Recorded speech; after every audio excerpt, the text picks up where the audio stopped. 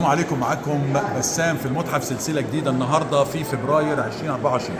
انا قدام تمثال اعجب من الخيال. في ناس كتيره جدا بتعدي قدام التمثال ده من غير ما تاخد بالها التمثال ده هيعمل حاجه غريبه. احنا متعودين في التماثيل المصريه القديمه يا اما يكون رجلين الاثنين اهو زي ما انا عامل برجليا كده، يا اما الاثنين مستويين مع بعض، يا اما الرجل الشمال لما الشمال بتبقى متقدمه.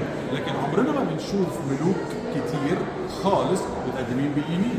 طيب تعالوا نشوف التمثال الجميل دوت. التمثال الجميل ده عامل حاجه يونيك، عامل حاجه متفرده، عامل حاجه ما حصلتش. فلو قربنا وبصينا هنلاقي ان هو متقدم برجليه اليمين، وادي اليسار اهي ورا. انت بتعمل ايه؟ انت بتعمل حاجه 1 in a million زي ما بيسموها بالانجليزي. انت بتعمل حاجه against literally حرفيا ضد الدين، لان الرجل الشمال بتؤدي الى الحياه الاخرى، الرجل اليسار تقدمها معناه الاتزان للتمثال. التمثال هيقع لو انت مش متقدم برجلك الشمال. ايضا رجلك الشمال هي اول مارش عسكري في التاريخ اللي احنا اخترعناه، شمال يمين شمال يمين، وده اللي كل الجيوش اللي في العالم اخدته مننا. انت بتغير كل ده وانت راجل مش سهل. انت مش ملك، لكن بص انت لابس الشندت، انت لابس النقبه او الجميل الصغنونه دي بالهيروغليف.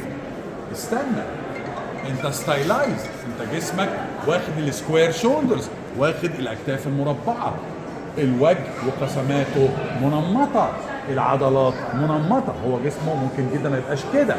فانت واخد كل الديزاينز بتاعه التماثيل الملكيه. انت شخص مهم، ولكن اللي انت بتعمله سؤال طرحناه منذ سنوات ولحد دلوقتي العلماء لم يصلوا الى الحل الفاينل لليه؟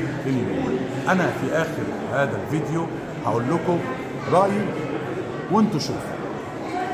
لما يبقى التقدم بالقدم اليسرى معناه احنا ذاهبين للحياه الاخرى في الغرب.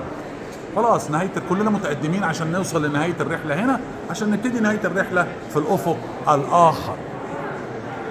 لو كان اليسار معناها الحياه اللي بعد كده، وان التمثال ده المفروض ان هو يشتغل في الحياه الاخرى، يبقى اليمين العكس. بمعنى ان صاحب هذا التمثال كان يريد ان هذا التمثال يعمل في الحياه اليوميه الحاليه وليس الحياه الاخرى. وهذا هو الشرح الديني للتقدم بالرجلين اليمين. في كوم الشقافة في اسكندرية يوجد تمثال متقدم، ولكن هذا ليس له علاقة بمصر القديمة. أشكركم شكرا جزيلا، وتابعونا في مسلسلات بسام في المتحف.